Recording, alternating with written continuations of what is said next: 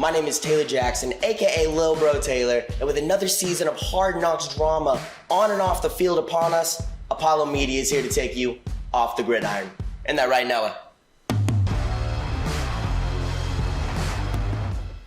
What is going on, y'all? Welcome back to another installment of Off the Gridiron. I am Taylor Jackson, aka Lilbro Taylor. I'm joined today by my co-host, Noah Outlaw, and special guest over here, Apollo Dez. Buddy, it is good to have you on the show.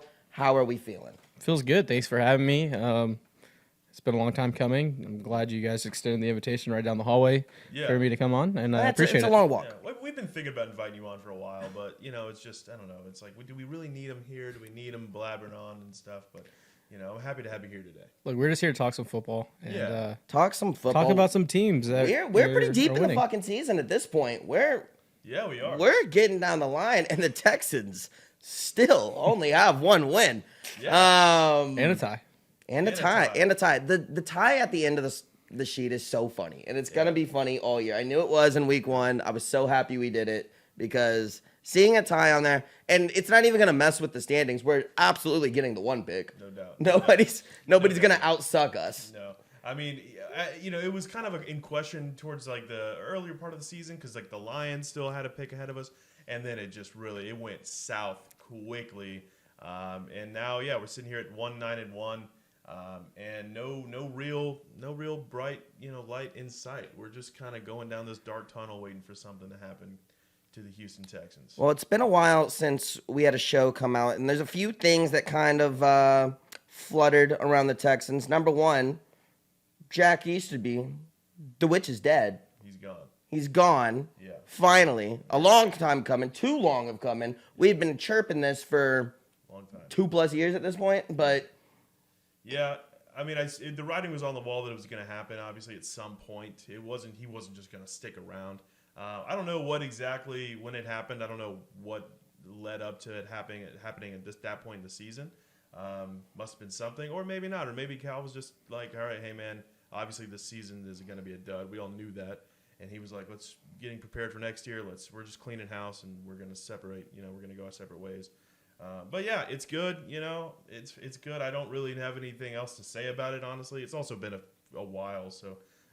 But I'm happy that he's gone, and hopefully we can start building this culture back up to, I don't know, whatever it's been in the past. So it's definitely a good direction. Not much. I think a big thing of what just sums up the Texans is that we just spent 5 minutes talking about a former team preacher who finagled his way all the way to the top of a football organization that's worth hundreds of millions, maybe $1 billion. I don't know. I never said I didn't respect his grind. All right, but like that's the talking point. Things are bad. Things are very bad. Things are bad. Things are very bad. I mean, we're at the point now where Davis Mills has been bent. We can essentially say he's done being a starting quarterback in the NFL, right? Yeah. Barring injuries. Yeah, like, absolutely. He'll be. I've always said this. Well, not always, because I did also have hopes for Davis, and I was really, really trying to be positive about him. And I thought he had a chance to do something really cool with the Texans. But I've always said that, look, no matter what, he might not be a great starter, but I think he'll be a really very solid backup for years to come. I do. I think he'll be a guy who will be a respectable backup when he has to come into a game. He can get it done at least a little bit, but he's not going to be the long-term answer for us or anybody else. Looking at the quarterback side, I don't think he necessarily has it, but also again he was dealt a shitty hand. Like there's so many throws though that just like I don't care how bad everything is. Like it's right there. You have to make that. Anything outside of the hash marks, he can't make. 100%. But I don't know. Is Pep Hamilton an OC? He hasn't shown it. I mean, like you don't have. I think you bring him back if you clean house this year and you actually get a real offensive coordinator and if you get an offensive head coach, you at least bring him back because one, you have him under contract. You saying Pep or Davis? Davis. Okay. Where you have a young quarterback still that the light could turn on in a way in a real offensive system. Like, and if again he doesn't get it with the next offensive system, then that's on him. Yeah. But like as of now, like I don't know. Like I just feel like the cards he was dealt weren't good. I mean, obviously he has to make the throws like you said, right. But when you're in a real NFL game at halftime and there was 5 total yards, Yeah. There's a quarterback problem, but there's a lot more problems than that. Well, let's talk about that. You say maybe bring him back another year. The Texans Not to start, but at least compete. Yeah. The Texans are obviously going to have the one pick. It looks like they're going to have another top 10 pick with what they're getting from the Browns as well. Yeah. CJ Stroud or Bryce Young, or do you let it fly for next year? Well, Caleb Williams is sitting there in the ranks. To touch on what Dez said about Davis, I think there's a good chance he'll be like on the roster next year. I think he will have a chance to compete because you're right. There's something, hasn't been great, but also the whole offense is pretty awful. I'm looking at it here. The Texans' offense is ranked 31, 32, and 29 in pretty much every category statistically. Yikes. So it's on him, but it's also on a lot of other things. And you're right. I think he should get a chance. Now to answer your question about a quarterback in this year's draft, I don't know. That really is the $1 million question. I'm interested to see what Nick's going to do. I love Caleb Williams in the perfect Bo world. Nix? He'd be coming out this year, huh? Bo Nix? No, Nick Casario. Oh, okay. No. Bo Nix is going to get someone fired. Someone is going to get swindled into drafting Bo Nix. 1,000%. And it's I can 1,000% see the Texans being the team that gets swindled into it. So I think there's two ways as just an NFL fan that you're graded as a GM with what quarterback you take.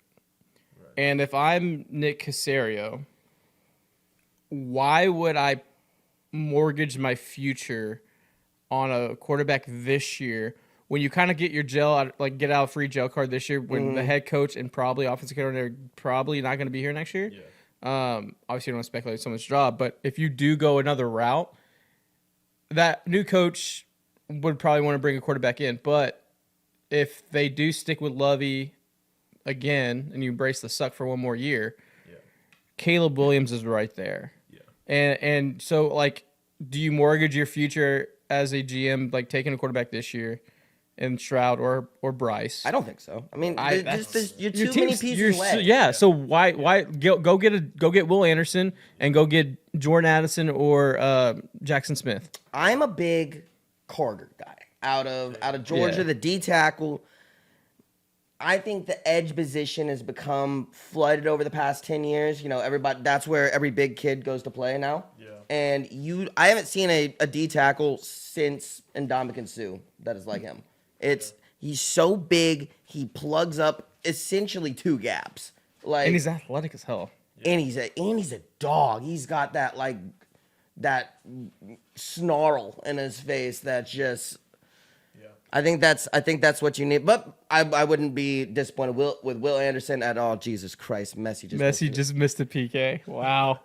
Well, when it comes to Nick, I think you're right, Des. I really don't. What's the rush? That's kind of my thing. It's why settle for Bryce Young or Stroud? Because I think both of them have a lot of potential, but they're not Caleb Williams. Caleb Williams is a guy who's gonna, I think he's the best done deal. So not a done deal, obviously no one ever is, but I think has a higher upside than CJ or Bryce Young.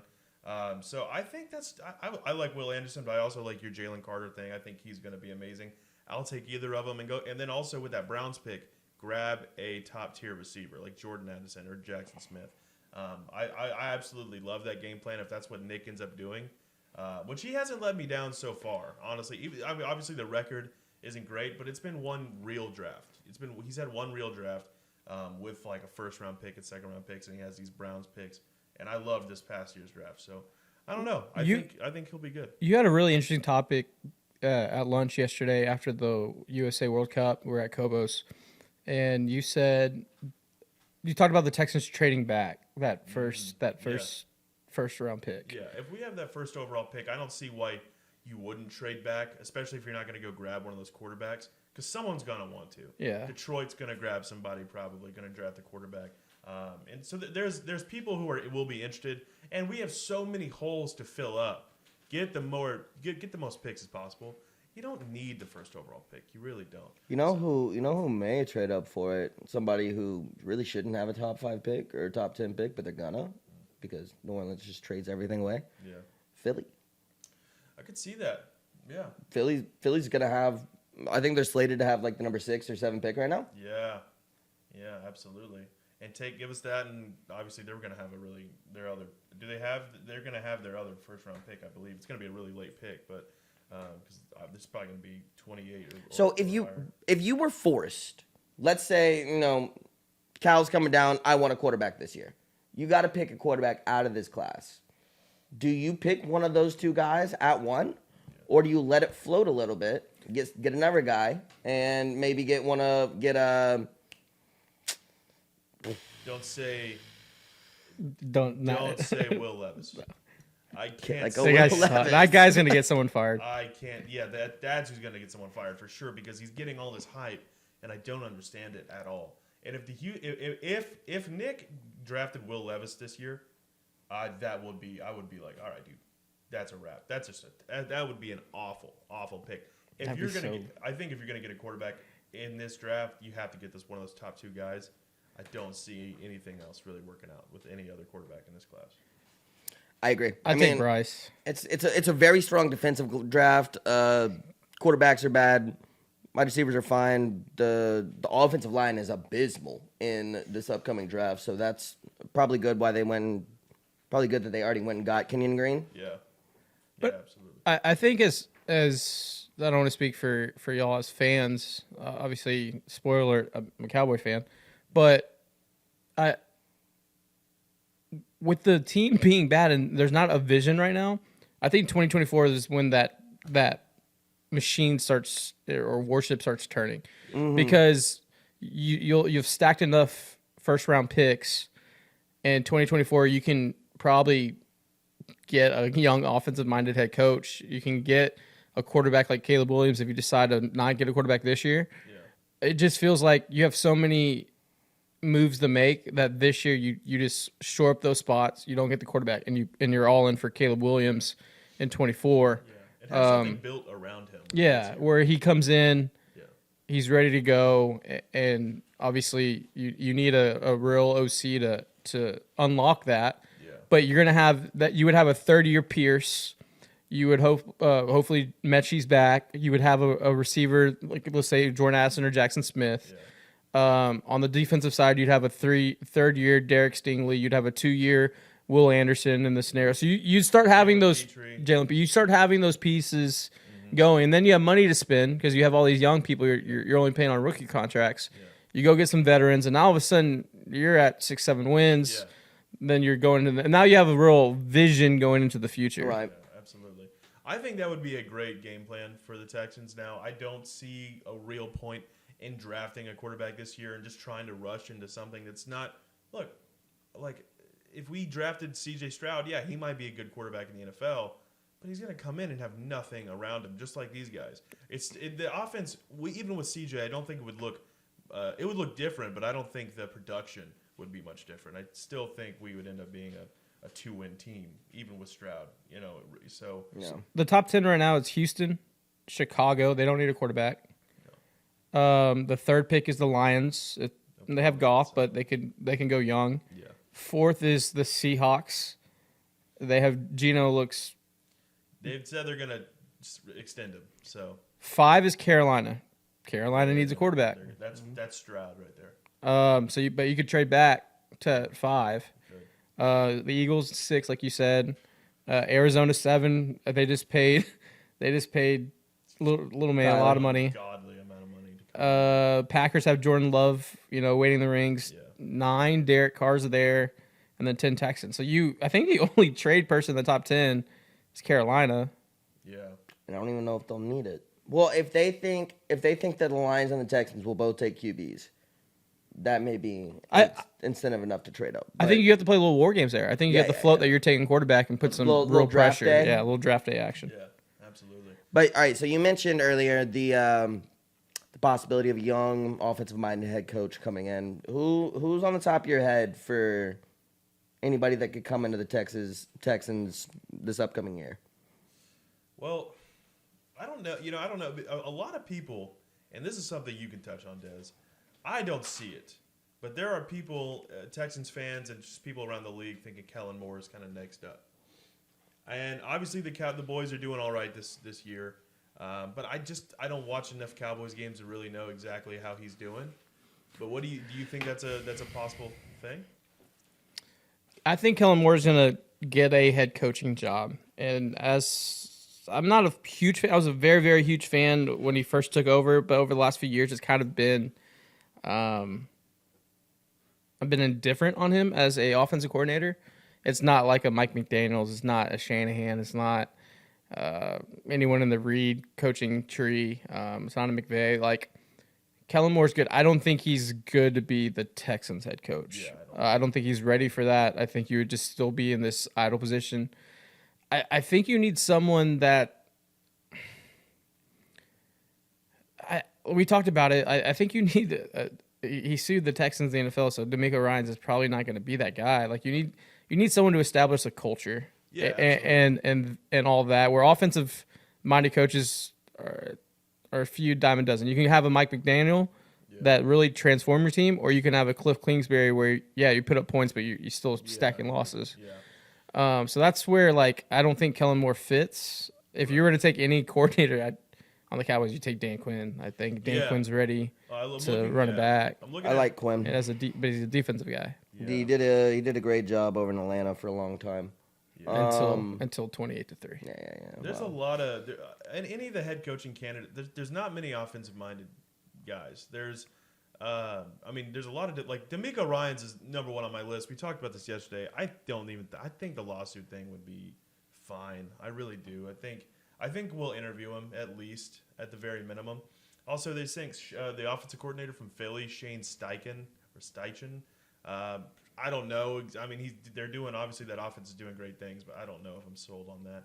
And Jonathan Gannon, the D coordinator from Philly, we interviewed him last year. The Texans interviewed him last year, which I thought was an interesting choice. And obviously they're a damn good football team this year.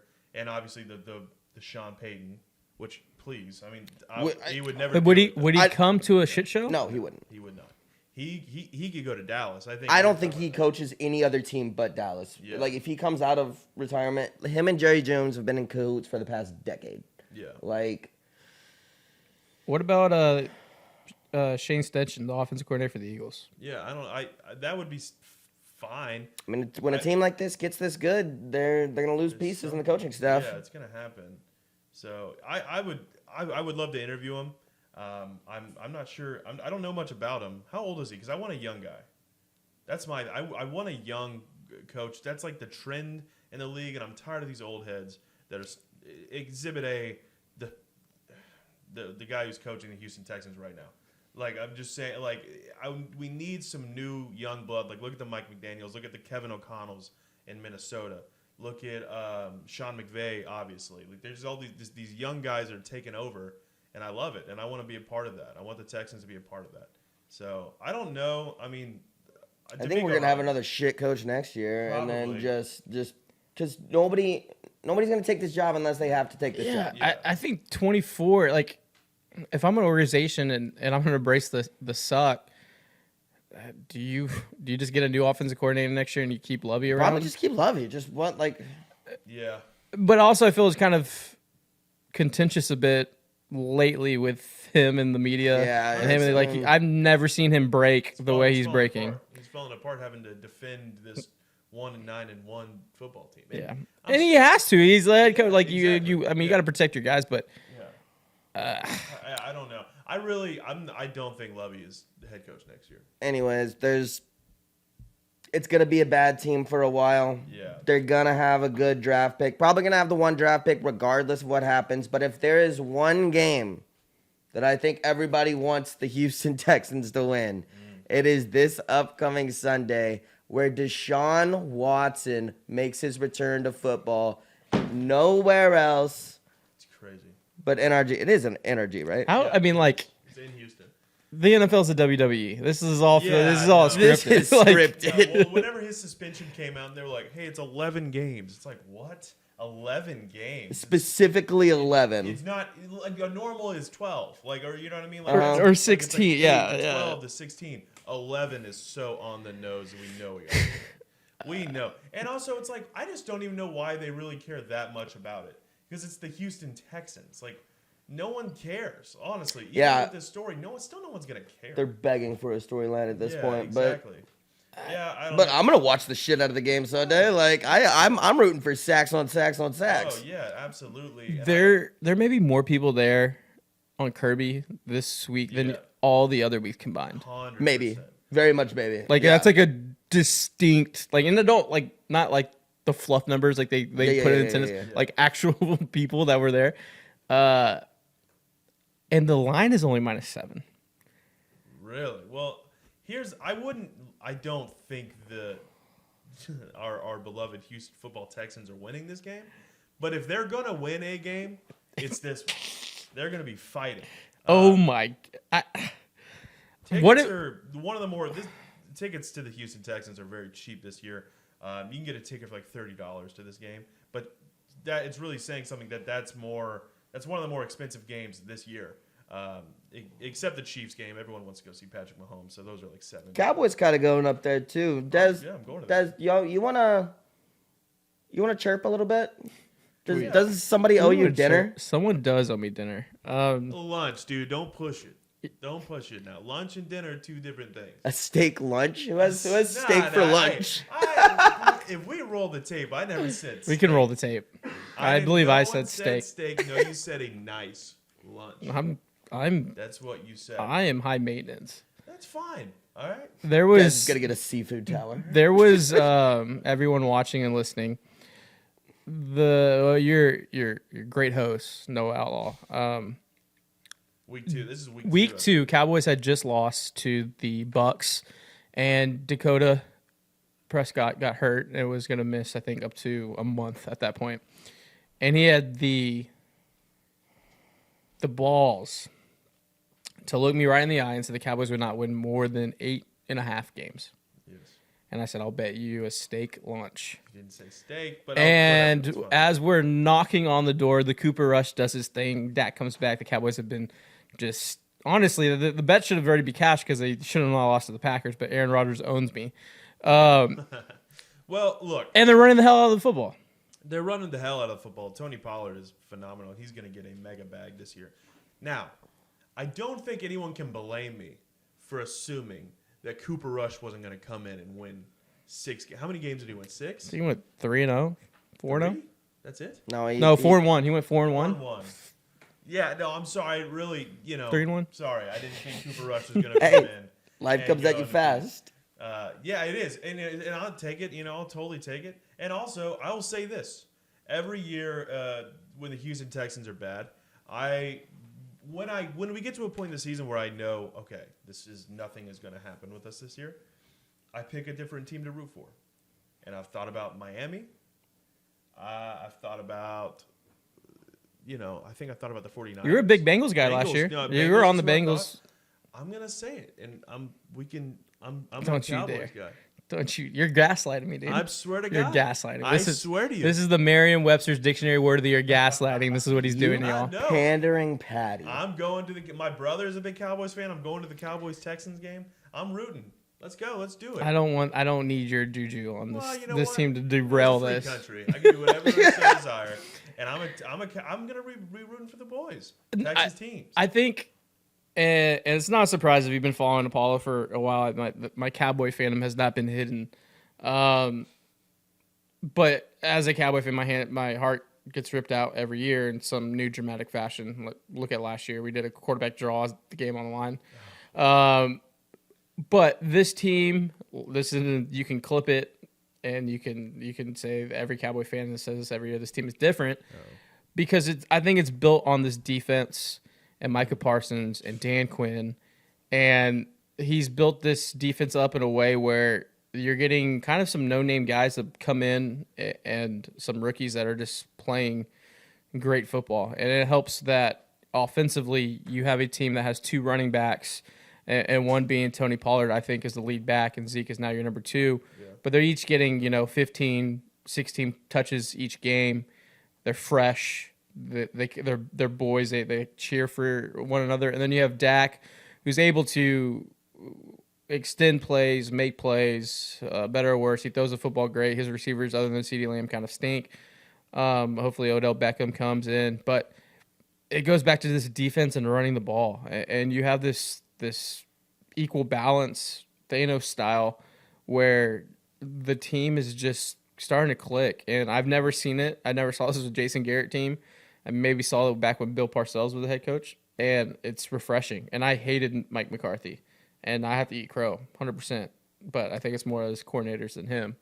But it's fun right now. I want to touch on the Mike McCarthy thing for a second, because if there, in my opinion, if there is one thing that is going to inevitably, or not inevitably, hold the Cowboys back, It's Mike McCarthy. it's Mike McCarthy.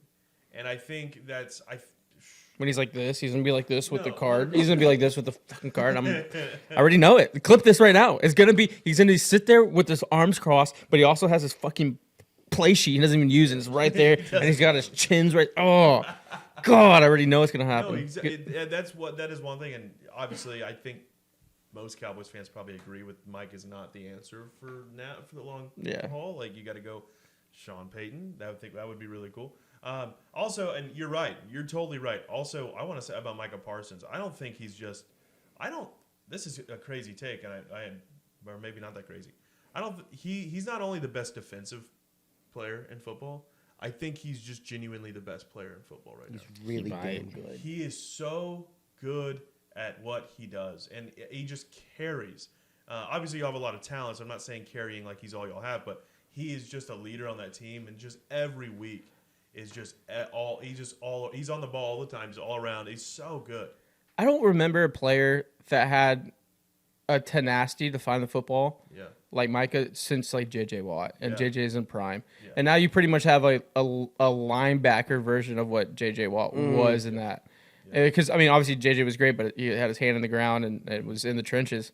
Yeah. Where they're freeing him up to Parsons to run everywhere and make plays. And it's weird to see a defensive player like single-handedly take over a game. Yeah. And, like, it could happen in one series. Like, the momentum's been going the other way, and then he has one series where he has 2 sacks or a strip fumble or something like that, and just changes the complexion of the game. There's very few defensive players I've ever seen be able to control it. Like, Richard Sherman for a while could do it. Revis, back when he just took away a whole side of the field. Mm-hmm. The Revis Island, there's very, very few people on that side Especially of the ball backers, that can really just dominate a game, decide a game, just through their performance. And Cowboys looking good. Their year. No, I'm not gonna say that, but Come on, they may be a they're problem. back. They may be a problem. They may be a problem. They're going to be a problem. Everyone in the comments, let me know where we should have Noah take me to lunch. Yeah, that's a good idea, actually. Everyone in the comments. Also, I mean, y'all, the Cowboys beat the hell out of the Vikings the other day, and it might come down to y'all playing them again. And I would love that. That would be a great game, because they're not going to go quietly into the night again. No. It's going Depends what time of day you're It's true. playing Well, Kirk. if it's national television, Kirk's going to fumble. But I think that I'm excited for you and the Cowboys, man. That's really cool. I'm gonna get my heart broken in a new way, and it's been broken so many times. Yeah. It'll be fun. It'll be fun. That's I'm football, here baby. for it. That's football. All right. Actually, I want to. Should we do a stream here, like me on the couch watching the Cowboys break my heart? Like Yeah, absolutely. 100%. Okay. Playoffs. Every game is streaming. Okay. Every. I don't care if it's, Don't like if that. it's the NFC Championship. If we make an NFC Championship game the first time since like '90s, I'll be ecstatic. Yeah, like that's no such a matter low what. bar. Yeah, That's honestly. such a low. I mean, but to lose, yeah. Well, okay. All right, guys. Thank y'all so much for tuning in again. Dez, thank you for being on the show. Thanks for having me, Josh boys. behind the camera, always great. Till next time, we'll see y'all. Fuck Deshaun Watson.